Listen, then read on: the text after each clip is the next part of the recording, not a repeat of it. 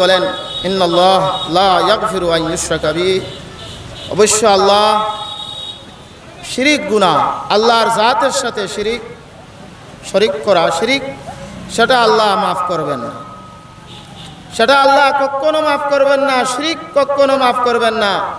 ওয়া ইয়াগফিরু মা দুনা যালিকা লিমান ইয়াশা, আর শিরকের চেয়ে নিচের গুনাহ যেগুলো আছে, মা দুনা যালিক, অন্যান্য গুনাহ যেগুলা শিরকের চেয়ে নিচু পর্যায়ের গুনাহ, আল্লাহ যাকে চাবেন তার হক, তার গুনাহগুলাকে আল্লাহ মাফ করে দিবেন। কিন্তু শিরিক গুনাহ আল্লাহ পাক রব্বুল আলামিন মাফ করবেন না। আর যে নাকি শিরিক করলো সে মহা পাপ করলো, সে মহা পাপ সংগঠিত করলো। এটা হলো আয়াতের মোটামুটি অনুবাদ। বুখারী শরীফের যে হাদিসটা পড়েছি আপনাদের সামনে, হযরতে আব্দুল্লাহ ইবনে মাসউদ রাদিয়াল্লাহু তাআলা আনহু বলেন, যখন এই আয়াত নাজিল হলো, আল্লাযীনা আমানু ওয়া লাম ইয়ালবিসু ঈমানাহুম বিযুলমিন উলাইকা লাহুমুল আমনু ওয়া হুম মুহতাদুন, এই আয়াত যখন নাজিল হলো তখন সাহাবায়ে কেরাম বললেন, আমাদের মধ্যে কে আছে যে জুলুম করে না? আয়াতের অর্থ হইল আল্লাযীনা আমানু, যারা ঈমানদার, ওয়া লাম ইয়ালবিসু ঈমানাহুম বিযুলমিন, আর তারা তাদের ঈমানের সাথে জুলুমরে মিশ্রিত করে নাই, জুলুমরে মিলায় নাই, ঈমানের সাথে জুলুম মিলায় নাই। ওয়া লাম ইয়ালবিসু ঈমানাহুম বিযুলমিন, ঈমান আনছে, ঈমানের সাথে জুলুমের সংমিশ্রণ করছে না। উলাইকা লাহুমুল আমনু, ওরা আখিরাতের ময়দানে, হাসরের ময়দানে ওরা আযাব থেকে, আল্লাহর আযাব ধরপাকড় থেকে ওরা নিরাপদে থাকবে। উলাইকা লাহুমুল আমনু ওয়া হুম মুহতাদুন, এবং ওরাই হেদায়েত প্রাপ্ত। যারা ঈমান আনছে আর ঈমানের সাথে জুলুম মিলাইছে না, তারা নিরাপদ থাকবে এবং এরা হেদায়েত প্রাপ্ত। ওয়া লাম ইয়ালবিসু ঈমানাহুম বিযুলমিন, সাহাবায়ে কেরাম মনে করছেন, যেহেতু এখানে উলামায়ে কেরাম বুঝতেছেন না কেরামা তাহতান নফি, মানে কোন ধরনের জুলুম, আমরা যে গুনাহ করি এটা হলো জুলুম, আমরা নফসের উপর এটা জুলুম করি, চাহে ছোট গুনাহ হোক আর চাহে বড় গুনাহ হোক, চাহে শিরিক হোক চাহে বেদাত হোক, এটা আমরা নফসের উপর জুলুম করলাম, এটা নফসের উপর কি করলাম? জুলুম করলাম। তো ওয়ালাম ইয়ালবিসু ঈমানাহুম বিযুলমিন, স্বাভাবিক তো এটাই বোঝা যায় যে ঈমানের সাথে কোনো ধরনের জুলুম, চাহে ছোট জুলুম, সগীরা গুনাহ, খেলাফে আউলা, সগীরা মানে কবিরা, কোনো ধরনের কোনো গুনাহ যারা করে নাই তারাই হেদায়েত প্রাপ্ত, তারাই আখিরাতে নিরাপদ থাকবে। তো সাহাবায়ে কেরামের দিলের মধ্যে প্রশ্ন আসছে। কালা আসহাবু রাসূলিল্লাহি সাল্লাল্লাহু আলাইহি ওয়াসাল্লাম আইয়ুনা লাম ইয়াজলিম, ইয়া রাসূলুল্লাহ, তারা ভয়ে ভীত হয়ে গেছেন, ইয়া রাসূলুল্লাহ, আমাদের মধ্যে কারা আছে যারা জুলুম করেনি? কমসে কম ছোট জুলুম তো আমাদের দ্বারা হয়, খেলাফে আউলা গুনাহ হয়, ছোট্ট গুনাহ হয়, আমরা তো মানুষ, আমরা তো আর নবী রাসূল না, অনেক সময় তো কবিরা গুনাহ হয়ে যাইতে পারে। আইয়ুনা লাম ইয়াজলিম, ইয়া রাসূলুল্লাহ, তাহলে কি আমরা তো ছোটখাটো গুনাহ করে ফেলি, নফসের দুকায় পড়ে, অনেক সময় বড় গুনাহ হয়ে যায়, তাহলে আমরা কি হেদায়েত প্রাপ্ত না? আমরা কি আখিরাতের ময়দানে আমরা কি নাজাত পাইব না? আমরা কি হেদায়েত প্রাপ্ত না? এটা প্রশ্ন সাহাবায়ে কেরাম রাসূল আকরাম সাল্লাল্লাহু আলাইহি ওয়াসাল্লামের দরবারও এই প্রশ্ন করলেন। বসান, ইনশাআল্লাহ মেঘ চলে যাবে, আপনারা বসেন ইনশাআল্লাহ। লা হাওলা, আল্লাহুম্মা হাওয়া আলাইনা ওয়ালা আলাইনা, আল্লাহুম্মা হাওয়া আলাইনা ওয়ালা আলাইনা, আল্লাহুম্মা হাওয়া আলাইনা ওয়ালা আলাইনা, আল্লাহুম্মাল আকাম ওয়াস সারা ওয়াল আউদিয়া ওয়া মানাবিতিল আশজার। তো সাহাবায়ে কেরাম বললেন, আইয়ুনা লাম ইয়াজলিম, কারা আছে ইয়া রাসূলুল্লাহ জুলুম করে না? ছোট্ট জুলুম না হলে তো হয়ে যায়। তো ফাআনজালাল্লাহু তাআলা ইন্নাশ শিরকা লাযুলমুন আযীম। তখন রাসূল আকরাম সাল্লাল্লাহু আলাইহি ওয়াসাল্লাম এই আয়াত সাহাবাদেরকে শুনাইলেন, ইন্নাশ শিরকা লাযুলমুন আযীম, শিরিক হচ্ছে সবচেয়ে বড় গুনাহ। এই আয়াতের মধ্যে শিরিক মুরাদ, এই আয়াতের মধ্যে শিরিক উদ্দেশ্য অর্থাৎ যারা ঈমান আনছে আর ঈমানের সাথে শিরিক করে নাই, আল্লাহর জাতের সাথে শিরিক করে নাই, আল্লাহর সিফাতের সাথে, আল্লাহর গুণাবলীর সাথে, আল্লাহর আফআল, আল্লাহর কর্মকাণ্ড, আল্লাহর কার্যাবলী এগুলোর সাথে যারা শিরিক করে নাই, তারা হেদায়েত প্রাপ্ত এবং তারা আখিরাতের ময়দানে নাজাত পাবে। তখন সাহাবায়ে কেরাম বুঝছেন আয়াতের উদ্দেশ্য হইল শিরকে আজিম, মানে শিরিক মুরাদ, বড় গুনাহ কি মুরাদ।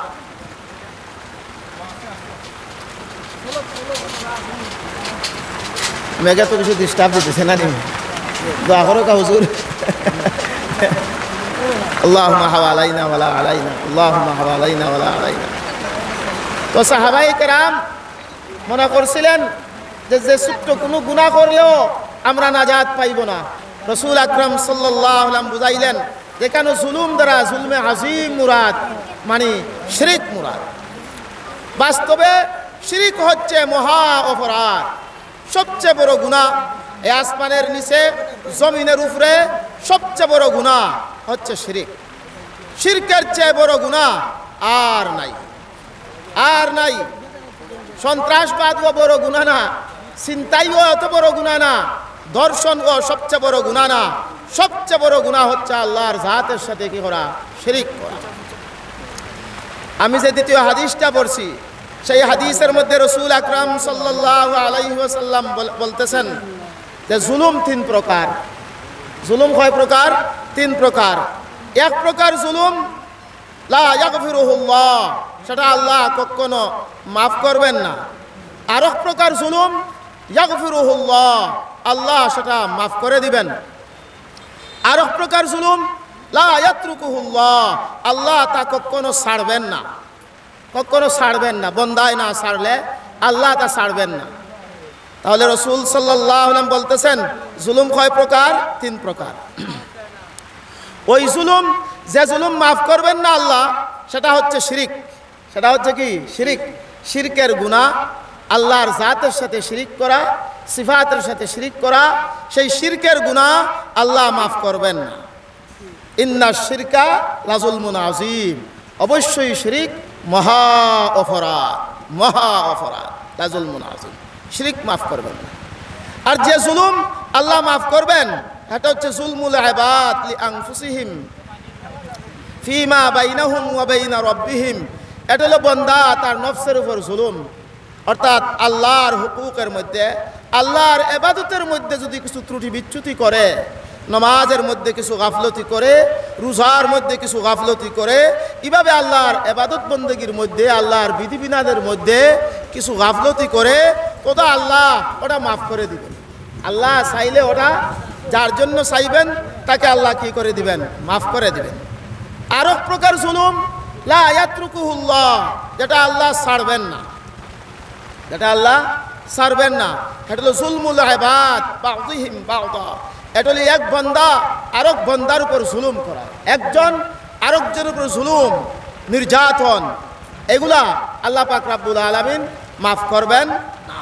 যতক্ষণ পর্যন্ত কিয়ামতের ময়দানে মজলুম জালিমকে মাফ করে নাই, মজলুম জালিমের কাছ থেকে প্রতিশোধ নেয় নাই, ততক্ষণ পর্যন্ত আল্লাহ এই লা ইয়াতরুকুহুল্লাহ, আল্লাহ সেই জুলুম ছাড়বেন না। বন্দায় না ছাড়লে আল্লাহ সেই জুলুম ছাড়বেন না। তাহলে জুলুম কয় প্রকার? তিন প্রকার।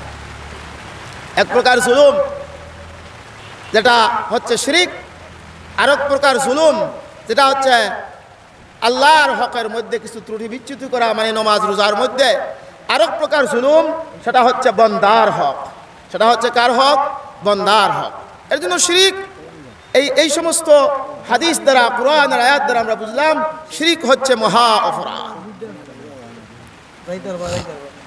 আল্লাহর হকের মধ্যে কিছু ত্রুটি করলেও, ইবাদতের মধ্যে ত্রুটি করলেও আল্লাহ মাফ করে দিবেন। হযরতে আনাসের হাদিস, এটাও ইবনে কাসিরের মধ্যে আনছেন, ইন্নাল্লাহ লা ইয়াগফিরু আন ইউশরাকা বিহি মা তাহাত, এটাও আনছেন। আমি বিস্তারিত বলতেছি, হযরত আনাসের হাদিস, হাদিসে কুদসি।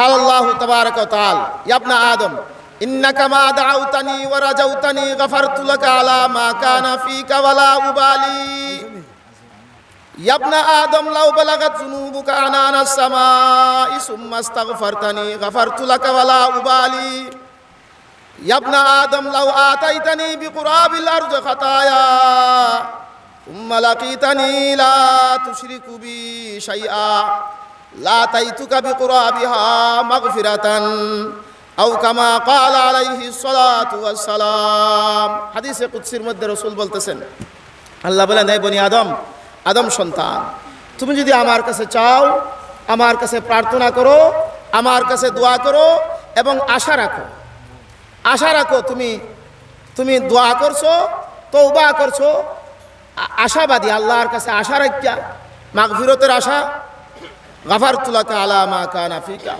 এই তওবার কারণে, এই দোয়ার কারণে আমি তোমার যাবতীয় গুনাহ আমি মাফ করে দিমু, ওয়ালা উবালি, আমি পরোয়া করব না, আমি তো বাদশাদেরও বাদশা, আমি কার পরোয়া করব। ইয়া ইবনা আদম লাউ বালাগাত যুনুবুকা আনানাস সামা, আদম সন্তান, তোমার গুনাহ যদি আসমানের বাদল পর্যন্ত পৌঁছে যায়, সুম্মা ইস্তাগফারতানি, আর এরপর তুমি অনুতপ্ত হয়ে যাও, লজ্জিত হয়ে যাও, তওবা এবং ইস্তেগফার করে নাও, গাফারতু লাকা ওয়ালা উবালি, আমি আল্লাহ তোমাকে মাফ করে দিব, আমি তো কেউর পরোয়া করব না, কার পরোয়া করব, কার ডর ভয় আছে, আমি তো বাদশার বাদশা।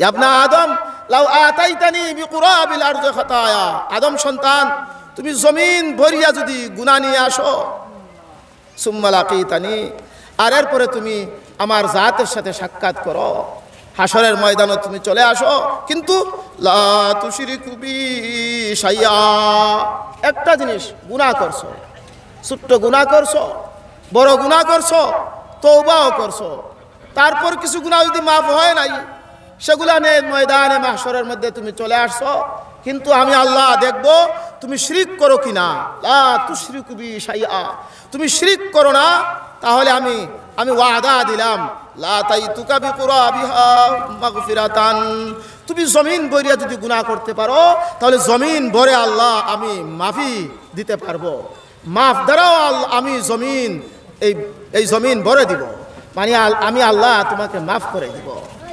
এই সমস্ত হাদিস এবং কোরআনের আয়াত দ্বারা আমরা এটা বুঝতে পারলাম যে শিরক গুনাহ আল্লাহ মাফ করবেন না, আর শিরক গুনাহ ছাড়া আল্লাহর হকের গুনাহ ছোট্ট হোক বা বড় হোক আল্লাহ মাফ করে দিবেন, যাদেরকে চাইবেন তাদের গুনাহ আল্লাহ পাক রব্বুল আলামিন মাফ করে দিবেন। আরেকটা জিনিস বললাম যে হুকুকুল ইবাদ, যেটা সেটাও আল্লাহ কি করবেন না, মাফ করবেন না। বন্দা যদি ছাড়ে না, তা আল্লাহ সেই হুকুকও ছাড়বেন না, সেগুলাকে আল্লাহ মাফ করবেন না, এটাও বুঝলাম। আর এটা তো মুসলিম শরীফের লম্বা হাদিস দ্বারা প্রমাণিত, দীর্ঘ হাদিস দ্বারা প্রমাণিত। আতাদরুনা মানিল মুফলিস, ক্বালু আল্লাহু ওয়া রাসূলুহু, ক্বালু আল মুফলিসু ফীনা মান লা দিরহাম লাহু ওয়ালা মাতাআ, ফাকালা ইন্নাল মুফলিসা মিন উম্মতি মান ইয়াতি ইয়াউমাল কিয়ামাতি বিসসালাত ওয়া সিয়াম ওয়া যাকাত ওয়া ইয়াতি ওয়া ক্বাদ শাতামা হাযা ওয়া কাযাফা হাযা ওয়া আকালা মালা হাযা ওয়া সাফাকা দামা হাযা ওয়া যারাবা হাযা ফায়ুতা মিন হাসানাতিহি ফায়ুতা হাযা মিন হাসানাতিহি ওয়া হাযা মিন হাসানাতিহি। লম্বা হাদিস আছে, অর্থাৎ হুকুকুল্লাহ আল্লাহ কি করবেন না, মাফ করবেন না। এই কারণে কিয়ামতের ময়দানও একটা বন্দার বান্দি সবচেয়ে বড় অসহায়, সবচেয়ে বড় দরিদ্র হয়ে যাবে, কারণ বন্দার হক যে মারছে, আখিরাতের ময়দানে যখন বন্দার হক দিবে, হক দেওয়ার পরে তার কাছে কিছুই থাকবে না। লম্বা হাদিস, সেদিকে আমার তখন তাকে দুজখে নিক্ষেপ করা হবে। অনেক মানুষের পাওনা রইবে, এই পাওনার পরিবর্তে যাদের পাওনা রয়ে গেছে, প্রাপ্য রয়ে গেছে, তাদের গুনাহ তার গায়ের মধ্যে নিক্ষেপ করা হবে। সুম্মা তুরিহা ফিন্নার, এরপরে দুজখের মধ্যে নিক্ষেপ করা হবে। এই আমরা বুঝলাম যে শুধু আল্লাহর হক মানে ইবাদত, ইবাদতের মধ্যে যদি আমরা ত্রুটি করি, ইবাদতের মধ্যে নামাজ রোজার মধ্যে আল্লাহ চাইলে মাফ করে দিবেন, কিন্তু শিরিক গুনাহ আল্লাহ পাক রব্বুল আলামিন কখনো মাফ করবেন না, কখনো মাফ করবেন না। আল্লাহ পাক রব্বুল আলামিন খালিক, আল আশিয়া কুল্লুহা মখলুক। এই দুনিয়ার মধ্যে যা কিছু আমরা দেখি বা না দেখি, এই বিরাজমান যা কিছু আছে সব হচ্ছে মখলুক, সব হচ্ছে আল্লাহর সৃষ্টি, আর আল্লাহ হলেন স্রষ্টা। কুল্লুহা বিয়াদিল্লাহ, সব মানব এবং দানব যা আছে সব আল্লাহর নিয়ন্ত্রণে, আল্লাহর হাতে, আল্লাহর কুদরতের মধ্যে। বিইজনিহি ওয়া বিআমরিহি জিরিয়ানুহা, আল্লাহর ইজাজতে, আল্লাহর আদেশে সব চলাফেরা করতেছে। এই জমিনের মধ্যে মানব দানব যারাই আছে না কেন, সব আল্লাহর আদেশের ভিতর, আল্লাহর আদেশেই চলতেছে, আল্লাহর আদেশে চলাফেরা করতেছে, আল্লাহর আদেশের বহির্ভূত। কুল্লুন তাজরি লিআজালিন মুসাম্মা, প্রত্যেকের একটা নির্ধারিত সময় আছে, এই সময়ের ভিতরেই চলাফেরা করবে। কেউর কোনো অধিকার নাই, কেউর অধিকার নাই, সব আল্লাহর অধীনে, সব আল্লাহর এখতিয়ারে, সব আল্লাহর মশিয়তে, সব মখলুক। আর আল্লাহ হলেন কি খালিক, আল্লাহ হলেন কি খালিক। খালিক যেন, সৃষ্টিকর্তা যেন, উনি একমাত্র উপাস্য। আর মখলুক সে যত বড়ই হোক না কেন, সে কখনো আল্লাহর জাতের সাথে শরীক হইতে পারে না, সে কখনো উপাস্য হইতে পারে না। মখলুক যত বড়ই হোক না কেন, সে আল্লাহর জাতের শরীক, আল্লাহর জাতের সমকক্ষ হইতে পারে না, হইতে পারে না। এই জমিন, এই নশ্বর পৃথিবীর মধ্যে আল্লাহ এক, আল্লাহ একক, আল্লাহর জাতের সাথে কেউ শরীক নেই, আল্লাহ এক। এটা হয়তো আদম আলাইহিস সালাতু ওয়াস সালাম থেকে নিয়ে আমাদের নবী মুহাম্মদুর রাসূলুল্লাহ সাল্লাল্লাহু, যত নবী রাসূল আসছেন, সমস্ত নবী রাসূলের প্রথম দাওয়াত হচ্ছে ওয়াহদানিয়ত, এক আল্লাহর দাওয়াত। ওয়ামা উমিরু ইল্লা লিয়াবুদু ইলাহান ওয়াহিদা লা ইলাহা ইল্লাহু সুবহানাহু ওয়া তাআলা আম্মা ইউশরিকুন।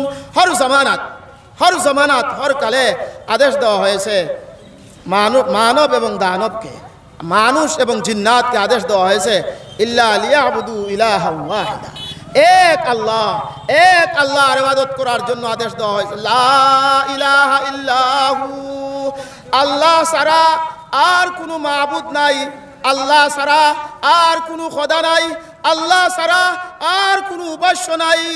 লা ইলাহা ইল্লাহু ফান্না তুফাকুন, তোমরা কোন দিকে যাচ্ছ, কোন দিকে তোমরা বিভ্রান্ত হচ্ছ? এক আল্লাহ ছাড়া আর কোনো ইলাহ এবং মাবুদ নাই।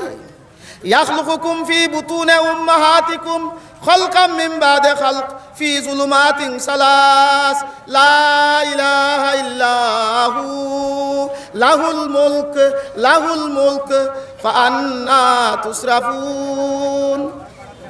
খালিককে আল্লাহ, অন্ধকারের মধ্যে আল্লাহ, মার রেহেমের মধ্যে অন্ধকারের পর অন্ধকার, তিনটা অন্ধকার। আল্লাহর বাতির প্রয়োজন হয় না, আমাদের লাইটের প্রয়োজন হয়, আমাদের আলোর প্রয়োজন হয়, কোনো কিছু তৈয়ার করতে হলে আল্লাহর কিছুরই প্রয়োজন হয় না। সেই খালিককে আল্লাহ। ফি যুলুমাতিন সালাস, তিনটা অন্ধকারের মধ্যে আল্লাহ মার রেহেমের মধ্যে আমাদেরকে সৃষ্টি করেছেন। একটা হলো পেটের অন্ধকার, আরেকটা হলো রেহেমের অন্ধকার, জরায়ুর অন্ধকার, আরেকটা হলো জরায়ুর ভিতরে পাতলা পর্দা, সেই পর্দার অন্ধকার। আল্লাহ লা ইলাহা ইল্লাহু, খালিককে আল্লাহ। যিনি খালিক উনি একমাত্র এলাহ, যিনি খালিক, এই আসমান জমিনের খালিককে আল্লাহ।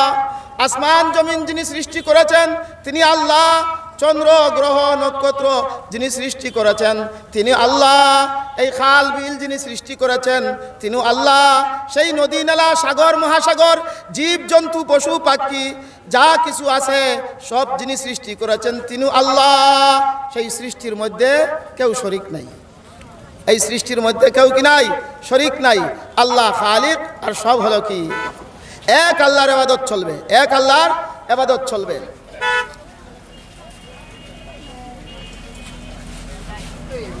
ওয়ামা আরসালনা মিন ক্বাবলিকা মির রাসূলিন ইল্লা নূহি ইলাইহি আন্নাহু লা ইলাহা ইল্লা আনা ফা'বুদুন। আল্লাহ যত নবী রাসূল প্রেরণ করেছেন যুগে যুগে, সব যুগে সব সময় হুকুম আসছে আল্লাহ এক, খোদা এক, খোদা এক, আল্লাহ এক, এক আল্লাহর ইবাদত করো। ফা'বুদুন, একমাত্র এক আল্লাহর ইবাদত করো। কার ইবাদত হবে? এক আল্লাহর ইবাদত হবে। এই যে ওয়াহদানিয়ত, ওয়াহদানিয়ত, ওয়াহদানিয়ত, আল্লাহকে এক বিশ্বাস করতে হবে।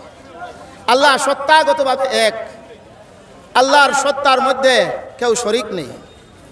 আল্লাহ গুণাবলীর দিক দিয়ে এক, আল্লাহর যে সমস্ত গুণাবলী আছে সেই গুণাবলীর মধ্যে কেউ শরিক নেই, কেউ শরিক নেই গুণাবলীর মধ্যে। আল্লাহ কুদরতের দিক দিয়ে এক এবং একক, এই কুদরতের মধ্যে কেউ শরিক নেই, আল্লাহ এক। এই ওয়াহদানিয়তের দাওয়াত সমস্ত নবী রাসূল দিয়েছেন। এই ইসলামের মধ্যে কেবল ওয়াহদানিয়তের দাওয়াত, কিন্তু খ্রিস্টানরাও তারা সেই ওয়াহদানিয়ত একত্ববাদের বিশ্বাস তারা হারিয়ে ফেলছে। তারা তৃতীয়বাদের কাইল। তারা হযরতে ঈসা আলাইহিস সালাতু ওয়াস সালাম আর হযরতে মরিয়ম আলাইহিস সালাম আর রূহুল কুদুস তিন খুদা এক খুদা। ইহুদিরা তারা উযাইর ইবনুল্লাহ, তারা অনেক উযাইরকে আল্লাহর ছেলে, উযাইরকে আল্লাহর ছেলে, এটাও শিরিক। আল্লাহর ছেলে হলে তো আল্লাহর জিন্স থেকেই হবে, আল্লাহর জাতি হবে, এটাও শিরিক। ইউযাহিউনা কাওলাল্লাযীনা কাফারু, আল্লাহ বলছেন কাফেরদের, যারা নাকি বিভিন্ন খোদার কাইল মতাদর্শ, যাদের তাদের কথার সাথে এই ইহুদিদের কথারও সাদৃশ্যতা রয়েছে। সুতরাং ইহুদি যারা, এরাও একত্ববাদের বিশ্বাসী নয়। নাসরা যারা, খ্রিস্টান যারা, তারাও একত্ববাদের বিশ্বাসী নয়। একত্ববাদের বিশ্বাস আমরা মুসলমান যারা, তাদের আমরা একত্ববাদের কিতাব বিশ্বাস। আমাদের হিন্দু ভাইরা যারা আছে, তারাও মক্কার মুশরিক যারা আছিল, কাফির কুফার, তারাও একত্ববাদের বিশ্বাসী নয়। হিন্দু ভাইরা প্রায় 33 কোটি দেবতার বিশ্বাসী, তারা এক খালিকের বিশ্বাসী নয়। তারা বলে যে ব্রহ্মা, বিষ্ণু এবং মহাদেব, তারা তিন খোদার, বড় বড় তিন খোদার কি বিশ্বাসী। ব্রহ্মা যিনি সৃষ্টিকর্তা, বিষ্ণু যিনি লালন পালন কর্তা, মহাদেব যিনি সংহার কর্তা, যিনি ধ্বংস করেন, তিন খোদার কি কাইল। কিন্তু আমরা মুসলমান এক খুদার কাইল, আর এক খুদা এক, এটা কুরআনের জায়গায় জায়গায় বিভিন্ন আয়াতের মধ্যে এটা প্রমাণিত। লাউ কানা ফীহিমা আলিহাতুন ইল্লাল্লাহ লাফাসাদাতা, আল্লাহ বলেন যদি আসমান এবং জমিনের মধ্যে কয়েক খোদা হইতো তাহলে আসমান এবং জমিন ধ্বংস হয়ে যাইত, ধ্বংস হয়ে যাইত। আমরা দেখি একটা দেশের মধ্যে যদি প্রধানমন্ত্রী কয়েকজন হয়ে যায়, 2 জন হয়ে যায়, রাষ্ট্রপতি 2 জন হয়ে যায়, তাহলে একজন চাইবে দেশটা এভাবে চলুক, আরেকজন চাইবে দেশটা সেভাবে চলুক, এভাবে দ্বন্দ্ব লেগে যাবে, সংঘাত হয়ে যাবে, দেশের 12টা বেজে যাবে। এভাবে আল্লাহ পাক রব্বুল আলামিন একক সত্তা, তার জাতের মধ্যে কেউ শরিক নেই। যদি কেউ শরিক মানেন, যদি তিন খুদা মানেন, তাহলে এই পৃথিবী ধ্বংস হয়ে যাইত, ধ্বংস হয়ে যাইত। আমাদের আকীদা বিশ্বাস যে আল্লাহ এক। কুল হুয়াল্লাহু আহাদ আল্লাহুস সামাদ লাম ইয়ালিদ ওয়া লাম ইউলাদ ওয়া লাম ইয়াকুল লাহু কুফুয়ান আহাদ, সূরা ইখলাস। রাসূল আপনি বলে দেন তিনি আল্লাহ এক, হর দিক দিয়ে এক, জাতের দিক দিয়ে এক, তার জাতের মধ্যে কেউ শরিক নেই, অংশীদার নেই। সিফাতের দিক দিয়ে এক, গুণাবলীর দিক দিয়ে এক, তার গুণাবলীর মধ্যে কেউ শরিক নাই। আফআল, কর্মকাণ্ড যা কিছু হয় আল্লাহর ইচ্ছায় হয়, আল্লাহর হুকুমে হয়, এর মধ্যে কেউ শরিক নেই। আল্লাহ এক, আল্লাহর সমকক্ষ কেউ নেই। কুল হুয়াল্লাহু আহাদ আল্লাহুস সামাদ, আল্লাহ অমুখাপেক্ষী। দুনিয়ার সমস্ত মানুষ, মানব দানব যত বড় হোক না কেন, ইহাতকে নবী রাসূল সবাই মুখাপেক্ষী, কিন্তু আল্লাহ অমুখাপেক্ষী। আর সমাদের অর্থ শুধু বেনিয়াজ বা অমুখাপেক্ষী করলে হয় না, বরং আল্লাযী ইউসমাদু ইলাইহি আয়ে ইউলজাউ ইলাইহিন নাস বিউমুরিহিম ওয়া হাওয়াইজিহিম। সমাদ ওই সত্তাকে বলা হয় সমস্ত মানুষ যার মহতাজ, বিপদে আপদে দুঃখে কষ্টে যে সত্তার আশ্রয় নেয় সেই সত্তা হচ্ছে সমাদ। যে ও মুকাবেক্ষী আর আমরা সর্বক্ষেত্রে মুকাবেক্ষী, সেই সত্তা হচ্ছে সমাদ। সমাদ আল্লাহু সমাদ লাম ইয়ালিদ, উনি জন্ম দেননি, ওয়ালাম ইউলাদ, আর উনাকে জন্ম দেওয়া হয়নি, ওয়ালাম ইয়াকুল্লাহু কুফুয়ান আহাদ, এবং তার কেউ সমকক্ষ নাই। 60টা আয়াত সূরা ইখলাসের মধ্যে কি সুন্দরভাবে তাওহীদ বয়ান করা হয়েছে যে আল্লাহ এক, একক, মানে 2 খোদা না, 3 খোদা না, 10 খোদা না, খোদা একজন, একক, আল্লাহু সামাদ। আর আমরা যারা এক মেনেছি, আমরা যারা এক মানছি আল্লাহকে, কি দাও বন্ধ আছে নাকি? বন্ধ আছে নাকি? আচ্ছা, আচ্ছা, আল্লাহু সামাদ। আমরা যারা এক মেনেছি, আমরা মানতে হবে যে আল্লাহ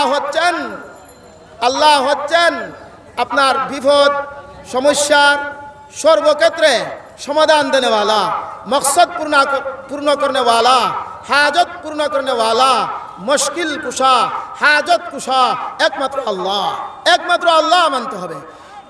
এই ক্ষেত্রে কাউকে শরীক করা যাবে না। লাম ইয়ালিদ, আল্লাহ কাউকে জন্ম দেননি আর কেউ তাকেও জন্ম দেয়নি। এটা ঈসা আলাইহিস সালাম খ্রিস্টানদের আকীদাকে রদ করা হয়েছে, ইহুদিদের আকীদাকে রদ করা হয়েছে, মক্কার কাফির কুফফারের আকীদাকে রদ করা হয়েছে, যারা বলেছে ফেরেশতারা আল্লাহর মেয়ে, আল মালাইকাতু বানাতুল্লাহ, তাদেরকে রদ করা হয়েছে। ওয়ালাম ইয়াকুল্লাহু কুফুয়ান আহাদ, আল্লাহর সমকক্ষ নাই, আল্লাহর গুণাবলীর ক্ষেত্রে সমকক্ষ নাই। কেউ মনে করতে পারে যে এই গুণটা অন্যর মধ্যে পাওয়া যায়, না না, আল্লাহর গুণাবলীর ক্ষেত্রেও আল্লাহ কি একক। এটা সেই মজুসীদেরকে রদ করা হয়েছে যারা 2 খালিক মানে, খালিকে খৈর আর খালিকে শর।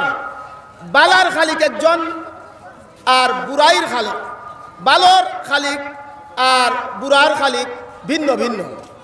যেভাবে আমাদের হিন্দু ভাইরা দুই দেবতী, মানে বালর দেবতী হচ্ছে কি লক্ষ্মী দেবতী, উনি ভালো করেন, আর খারাপ করেন কে? শনি দেবী উনি কি করেন? খারাপ করেন। আর ভালো দেবী কি করেন? উনি কল্যাণ করেন। লক্ষ্মী দেবী কি করেন? কল্যাণ করেন। তো ওয়ালাম ইয়াকুল্লাহু কুফুয়ান আহাদ, আল্লাহর সমকক্ষ সিফাতের ক্ষেত্রে কেউ নেই। সবগুলা গুণ একমাত্র আল্লাহ, একমাত্র কি আল্লাহ। মুআজ্জাজ হাজরিন, এর জন্য এই শিরক জমিনের মধ্যে হযরতে নূহ আলাইহিস সালাতু ওয়াস সালামের যুগ, বা হযরতে আদম আলাইহিস সালাতু ওয়াস সালাম এবং নূহ আলাইহিস সালাতু ওয়াস সালামের মধ্যবর্তী সময়ে এই মূর্তি পূজা, এই শিরক, কয়েক খুদার বিশ্বাস, এটা এখান থেকেই জন্ম নিয়েছে।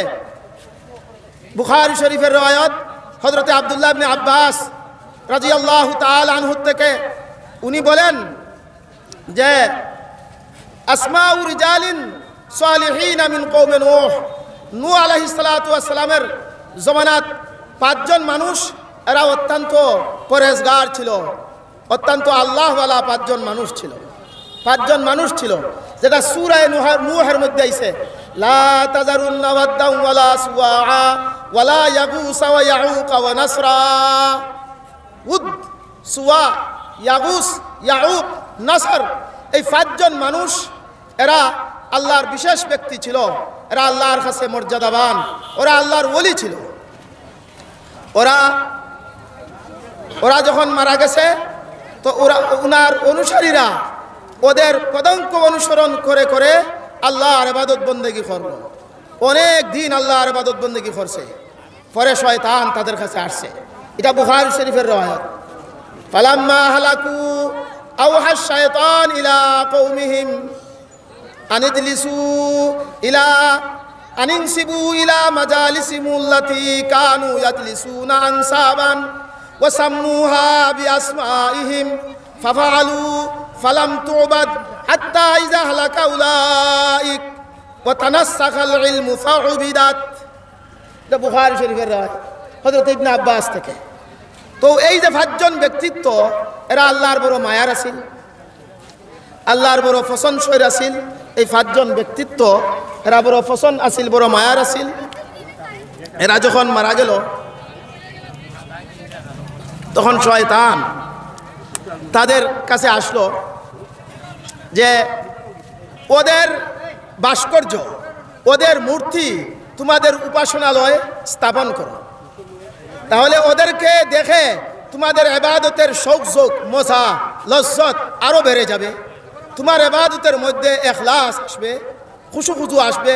ওদেরকে দেখে ওদের স্মৃতি স্মরণ হয়ে যাবে যে ওরা এভাবে আল্লাহর কাছে হাজারি করতো, ইবাদত বন্দেগি করতো। তো দেখা দেখি এদেরকে দেখলে তোমরা আরো বেশি ইবাদত বন্দেগি করবে। শয়তান এদের কাছে কুমন্ত্রণা দিল। শয়তানের কুমন্ত্রণায় তারা তাদের উপাসনালয় বা তাদের স্মৃতি বিজড়িত জায়গায় তারা কি করলো, এই ভাস্কর্য আবিষ্কার করলো, ভাস্কর্য মূর্তি এদের প্রতিকৃতি তারা তৈয়ার করলো এবং এদেরকে দেখা আল্লাহর ইবাদত বন্দেগি খুব মজার সাথে স্বাদ ভোগ করতেছে। খুব স্বাদ ভোগ করিয়া খুব মজার সাথে ইবাদত বন্দেগি শুরু করলো। এরা যখন পরবর্তী যখন মারা গেল, নসলের পর নসল আসলো, তখন শয়তানে কুমন্ত্রণা দিল তোমাদের বাপ দাদায় ওরার পূজা করতো, ওরার বন্দেগি করতো, ওরার ইবাদত করতো। নসলের পর নসল যখন আসলো বস তারা এদের পূজা শুরু করলো, এদেরকে সজদা দেওয়া শুরু করলো। এরা ছোট্ট খোদা এদেরকে সজদা দেওয়া শুরু করলো। ওই এখান থেকেই দুনিয়ার মধ্যে এই মূর্তি পূজা শুরু হয়েছে। আমরা এটা বোঝার জন্য বলতেছি, এটা অকাট্য দলিল প্রমাণ দ্বারা আমাদের কাছে প্রমাণিত।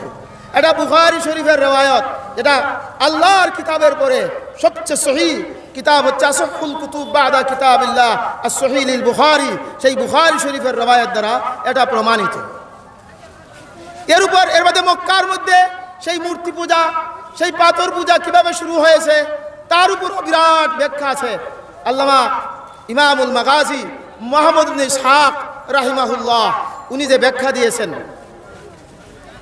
যখন এই কবিলায়ে জুরহুম এবং বনি ইসমাইলের মধ্যে যখন আপনার দরিদ্রতা অভাব অনটন দেখা দিল, তখন তারা সফর শুরু করলো। সফর তো শুরু না করে কোনো উপায় নাই, ব্যবসা করতে হবে, বাণিজ্য করতে হবে, খানি খুরাকের ব্যবস্থা করতে হবে। কিন্তু এই হরম এলাকা ছেড়ে কীভাবে যাবে? তো তারা হরমের এক একটা পাথর উঠাইয়া নিয়ে যাইত। হরমও থাকলে তো সব সময় তোয়াফ করবে, হরমের কি করবে? তোয়াফ করবে, ফজিলত লাভ করবে। তো হরম থেকে এক একটা পাথর তারা উঠাইয়া নিয়ে যাইতো। উঠাইয়া নিয়া সেখানে তারা কী করতো? এই পাথরের তোয়াফ করতো। মনে করতো যে হরমের একটাই অংশ, হরম থেকেই আসছে, এটার তোয়াফ করতো। হরমে থাকা অবস্থায় বাইতুল্লাহর তোয়াফ করতো। আর দূর যখন ব্যবসা বাণিজ্যের জন্য চলে গেছে, হরম থেকে যে পাথরটাকে উঠাইয়া নিছে সেই পাথরের তোয়াফ শুরু করতো, তোয়াফ করতো। এক পর্যায়ে যে পাথরটাই সুন্দর সেই পাথরের তোয়াফ শুরু করতো। এক পর্যায়ে তারা এটাকে উপাসনা শুরু করলো। এভাবে দ্বীন ইব্রাহিম, দ্বীন ইসমাইলের মধ্যে পরিবর্তন চলে আসলো। মূর্তি পূজা শুরু হয়ে গেল। ঠিক তদ্রুপ এই যে উলামায়ে কেরাম যারা তারা জানেন, সফা এবং মারওয়ার মধ্যে তাদের দুইটা মূর্তি, একটার নাম হচ্ছে এসাফ আর একটার নাম হচ্ছে নায়লা। এসাফ আর নায়লা এদের ইতিহাস যেটা মুহাম্মদ ইবনে ইসহাক রাহিমাহুল্লাহ উনি বলতেছেন যে জাহালত যখন বাড়লো, আইয়ামে জাহালত যখন চরম শিখরে পৌঁছে গেল, তখন গুনাহ এবং নাফরমানি খুব বেড়ে গেল। ইহা তককে সেই মক্কার দুই ব্যক্তি, এক পুরুষের নাম হচ্ছে ইসাফ আর এক পুরুষের নাম হচ্ছে নায়লা। এই পুরুষ আর এই মহিলা কাবা গড় ঢুকিয়া জিনা এবং ব্যভিচারের মধ্যে লিপ্ত হয়ে গেল। কাবা গড়ের মধ্যে, আল্লাহর গড়ের মধ্যে জিনা এবং ব্যভিচারের মধ্যে লিপ্ত হয়ে গেল। যখন এই জিনা এবং ব্যভিচারের মধ্যে লিপ্ত হয়েছে, তো আল্লাহর পক্ষ থেকে আযাব আসলো। এই আযাব এবং গজবের মাধ্যমে ওরা এই দুই ব্যক্তি, এই দর্শনকারী আর যাকে দর্শন করছে নারী পুরুষ, ওরা পাথর হয়ে গেল। পাথর হয়ে যাওয়ার পর ওরা এদের থেকে শিক্ষা নেওয়ার জন্য, ইবরত হাসিল করার জন্য এই ধরনের জঘন্য অপরাধ আল্লাহর হরমের মাঝে, আল্লাহর ঘরের মাঝে এটা কখনো কোনো মানুষ করতে পারে না। তো তারা এই দুই পাত্রকে দুই পাহাড়ের মধ্যে রাখলো, সোফার মধ্যে রাখলো ইসাফ, আর মারওয়ার মধ্যে রাখলো নায়লা। এই দুইও পাত্রকে দুই জায়গার মধ্যে কি করলো, রাখলো। এখন চলছে, তারা সুন্দর তোয়াফ করে, সোফা বানোয়ার সাই করে, এখান থেকে শিক্ষা গ্রহণ করে যে আল্লাহ আমাদেরকে গুনাহ থেকে বাঁচাও, আমাদেরকে জিনার থেকে করো বাঁচাও। জিনার কারণে, এই দর্শনের কারণে, এই পবিত্র জায়গার বেহুরমতির কারণে তাদের এই অবস্থা হয়েছে। এখান থেকে তারা শিক্ষা নিত। কিন্তু পরবর্তীতে নসলান বাদা নসলিন, যখন এক গুরুর পর আরেক গুরু দুনিয়ার থেকে চলে গেল, আবার আসলো, তখন আস্তে আস্তে আস্তে আস্তে ওরা এই ইসাফ এবং নায়লা এই দুই পাত্রকে চুমু খাওয়া শুরু করলো, বুসা দেওয়া শুরু করলো, মাথা ঝুঁকানো শুরু করলো, এবং আস্তে আস্তে এদের পূজা শুরু করলো। এদের পূজা শুরু করলে সেখান থেকে সেই মক্কার জমিনে পূজা চলে আসলো। মাঝে হাজরিন, এর জন্য আমি বলছি যে আল্লাহ এক, আল্লাহ একক, আল্লাহর জাতের সাথে কেউ শরিক নেই, আল্লাহর সিফাত, আল্লাহর গুণাবলীর সাথে কেউ শরিক নেই। এটার নাম হলো কি, শিরিক, তাওহীদের বিপরীত। আল্লাহর হক বান্দাকে দেওয়া, আল্লাহর হক হলো সাজদা। আল্লাহ পাবেন সেই সাজদা আমি বান্দাকে দিয়ে দিলাম, আমি দেবতাকে দিয়ে দিলাম, সেটা হলো আল্লাহর সাথে শিরিক করা। আল্লাহর হক হলো আমি আল্লাহর কাছে চাইব, দোয়া করব, আহাজারি করব। আমি দোয়া করলাম, চাইলাম দেবতার কাছে, চাইলাম কোনো ফিরের কাছে, ওলির মাজারে গিয়ে ওলির কাছে চাইলাম, সেটা আমি শিরিক করলাম। আল্লাহর হক হইল আল্লাহ মনোবাঞ্ছনা, মকসদ, আশা সব কিছু আল্লাহ পুরা করেন। এখন আমি আমার মকসদ, আমার মনোবাঞ্ছনা, আমার আশা আমি দেবতার কাছে চাইলাম, আমি কোনো ফিরের মাজারে গিয়া ফিরের কাছে চাইলাম, কবরে গিয়ে চাইলাম, সেটা শিরিক করলাম। এই শিরকের গুনাহ এমন যে আল্লাহ পাক রব্বুল আলামিন এটা কখনো কি করবেন না, মাফ করবেন না। সব গুনাহ মাফ করতে পারেন, কিন্তু শিরিক আল্লাহ পাক রব্বুল আলামিন মাফ করবেন না। আচ্ছা, আল্লাহ পাক রব্বুল আলামিন আলিমুল গায়ব ওয়াশ শাহাদা, আলিমুল গায়ব ওয়াশ শাহাদা। আলিমুল গায়বকে আল্লাহ, এটা আল্লাহর সিফত। এই সিফত যদি আমি কোন নবী রাসূলের জন্য সাব্যস্ত করি, তাহলে আল্লাহর সাথে আমি শিরিক করলাম, আল্লাহর সিফাতের সাথে আমি শিরিক করলাম। আলিমুল গায়ব আল্লাহ পাক রব্বুল আলামিন, সমস্ত নবী রাসূলকে যে পরিমাণ ইলম দেওয়া হয়েছে, এটা একটা কাতরা দরিয়ার ইলম হচ্ছে আল্লাহর, দরিয়ার পানি সম পরিমাণ ইলম হচ্ছে আল্লাহ। আর একটা কাতরা, একটা ফুটা হচ্ছে সমস্ত নবী রাসূলের ইলম। আর আমাদের নবী মুহাম্মদুর রাসূলুল্লাহ সাল্লাল্লাহু আলাইহি ওয়াসাল্লামকে যে ইলম দেওয়া হয়েছে, অন্যান্য নবী রাসূলের তুলনায় এক দরিয়া সমতুল্য। উতিতু ইলমাল আউয়ালিন ওয়াল আখিরিন, দরিয়া সমতুল্য আমাদের নবীর ইলম। কিন্তু সেই ইলম থাকা সত্ত্বেও আল্লাহ পাক রব্বুল আলামিনের ইলমের তুলনায় আমাদের রাসূলের ইলম, এটা যেমন সাগর থেকে একটা ফুটা, মহাসাগর সমুদ্রের পানির একটা ফুটা যেমন রাসূল আকরাম সাল্লাল্লাহু আলাইহি ওয়াসাল্লাম পেয়েছেন। তাহলে আলিমুল গায়ব একমাত্র আল্লাহ, রাসূলকে আলিমুল গায়ব বলা যায় না। যারা নাকি রাসূলকে আলিমুল গায়ব বলবে, এরা আল্লাহর সিফাতের সাথে শিরিক করলো, এরাও মুশরিক, ওরাও মাপ পাইবে না। কবিরা মাফ হইবে, মা লাম তাকুন কবিরাতু শিরকান, কবিরা যদি শিরকে পৌঁছে যায়, তো শিরিক আল্লাহ পাক রব্বুল আলামিন কি করবেন না, মাফ করবেন না। তাহলে আলিমুল গায়বকে আল্লাহ। বুখারী শরীফের মধ্যে হযরতে আয়েশা রাদিয়াল্লাহু তাআলা আনহা বলতেছেন, মান হাদ্দাসাকা আন্না রাসূলুল্লাহ সাল্লাল্লাহু আলাইহি ওয়াসাল্লাম ইয়ালামুল গায়ব ফাকাদ কাযাব, যে নাকি বলবে যে রাসূল আকরাম সাল্লাল্লাহু আলাইহি ওয়াসাল্লাম আলিমুল গায়ব, সে মৃত্যুক। ওয়াল্লাহু ইয়াকুল কুল লা ইয়ালামু মান ফিস সামাওয়াতি ওয়াল আরদিল গায়বা ইল্লাল্লাহ। আল্লাহ বলতেছেন, আসমান এবং জমিনের মধ্যে আল্লাহ ছাড়া কেউ গায়ব জানে না, কেউ গায়বের আলিম না। সুতরাং যে নাকি বলবে রাসূল আলিমুল গায়ব, সে মৃত্যুক। এটা আয়েশা রাদিয়াল্লাহু তাআলা আনহা বলতেছেন। এভাবে আয়েশা রাদিয়াল্লাহু তাআলা আনহা বলেছেন, মান হাদ্দাসাকা আন্না রাসূলুল্লাহ সাল্লাল্লাহু আলাইহি ওয়াসাল্লাম কাতামা শাইআন মিম্মা উনজিলা আলাইহি ফাকাদ কাযাব ওয়াল্লাহু ইয়াকুল ইয়া আইয়ুহার রাসূল বাল্লিগ মা উনজিলা ইলাইক ওয়া ইল্লাম তাফআল ফামা বাল্লাগতা রিসালাত। আয়েশা বলতেছেন যে নাকি বলবে যে আল্লাহর রাসূল মুহাম্মদুর রাসূল সাল্লাল্লাহু আলাইহি ওয়াসাল্লাম কিছু জিনিস লুকাইয়া রাখছেন যেটা উম্মতের কাছে পৌঁছান নাই, সে মিথ্যুক, সে মিথ্যুক, সে মিথ্যুক। আল্লাহ বলছেন ইয়া আইয়ুহার রাসূল, হে রাসূল বাল্লিগ মা উনজিলা ইলাইক, আপনার কাছে যা নাজিল করা হয়েছে তা তাবলীগ করো, তা পৌঁছিয়ে দাও। আর যদি তাবলীগ করো না, পৌঁছিয়ে দেও না, তাহলে তুমি রিসালতের দায়িত্ব তুমি আদায় করোনি, রিসালতের দায়িত্ব তুমি আদায় করোনি। সুতরাং রাসূলুল্লাহ সাল্লাল্লাহু আলাইহি ওয়াসাল্লাম যা আল্লাহর পক্ষ থেকে নাজিল হয়েছে সব পৌঁছাইয়া দিয়েছেন। কোনো কিছু আল্লাহর কোনো ওহী, কোনো কিছু রাসূল লুকাইয়া রাখেননি। সেটা আমাদের আকীদা, সেটা আহলুস সুন্নাত ওয়াল জামাতের কি আকীদা। এটা কেন বললেন? আয়েশার যুগ, সাহাবার যুগ শিয়াদের আবির্ভাব হয়ে গেছিল। আব্দুল্লাহ বিন সাবা মুনাফিক, সে শিয়াদের মধ্যে ট্যাবলেট গোলাইছিল যে কিছু ইলিম যেটা আলীর কাছে আছে, আহলে বাইতের কাছে আছে, অন্যান্য সাহাবার কাছে সেই ইলিম নাই।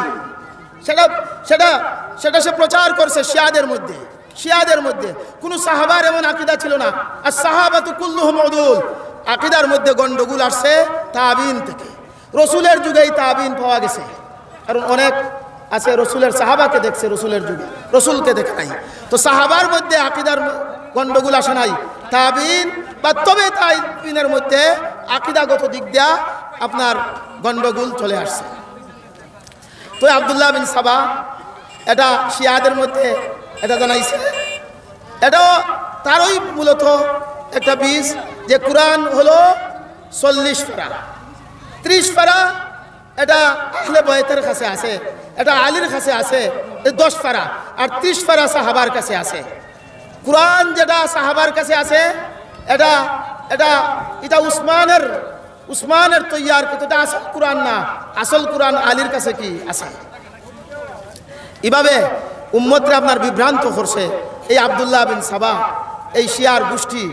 আর এদের আকীদা বর্তমান জমানার কিছু বন্ডদের মধ্যে যে অনেক জিনিস বাতিনি আছে, লুকাইল আছে, যেটা আহলে বাইত থেকে সিনাই এই পর্যন্ত পীর ফকিরদের সিনাই চলে আসছে। এটা মূলত সেই শিয়াদের আকীদা, এটা মূলত সেই ইহুদি চক্র, সেই ইহুদির দালাল, সেই মুনাফিক, সেই আব্দুল্লাহ বিন সাবার কারসাজ। আয়েশা বলতেছেন রসুল কোন জিনিস লুকাইয়া রাখেননি, সেই জিনিসটা রসুল আকরাম সাল্লাল্লাহু আলাইহি ওয়াসাল্লাম বিদায় হজ্জের ভাষণে সমস্ত সাহাবায়ে কেরামকে, 1.25 লক্ষ সাহাবায়ে কেরামকে খেতাব করে বলেছেন, আলা হাল বাল্লাগতু, আলা হাল বাল্লাগতু, আলা হাল বাল্লাগতু। ও আমার সাহাবায়ে কেরাম, আমাকে যে আল্লাহ দায়িত্ব দিয়েছেন তাবলীগ করার, আমি কি তাবলীগ করেছি? পরিপূর্ণভাবে তাবলীগ, পরিপূর্ণভাবে ওহী, আল্লাহর প্রদত্ত ওহী তোমাদের কাছে পৌঁছাইয়াছে। বলছে বেশক। তারা কি বলছেন? অবশ্যই। তখন রসুল বলছেন আসমানের দিকে আঙ্গুল উঁচু করে, আল্লাহুম্মা শাহাদ, আল্লাহুম্মা শাহাদ, আল্লাহ তুমি সাক্ষী থাকো, আমি উম্মতের কাছে সব ধরনের ওহী আমি পৌঁছিয়ে দিয়েছি।